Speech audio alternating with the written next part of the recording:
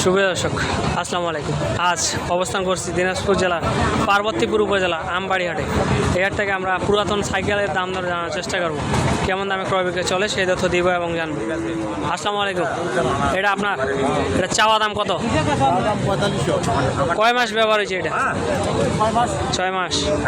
কত হলে বিক্রি হবে? 4000 হলে বিক্রি হবে। কোনো সমস্যা আছে? কোনো সমস্যা নাই দর্শক, এটা 4000 টাকা হলে বিক্রি হবে। আমরা এই যে সামনেটা কেমন চাওয়া দাম সেই তথ্য দিব এবং জানবো। আসসালামু আলাইকুম। এটা আপনার কত চাওয়া দাম? 5.5। কত পর্যন্ত বলে?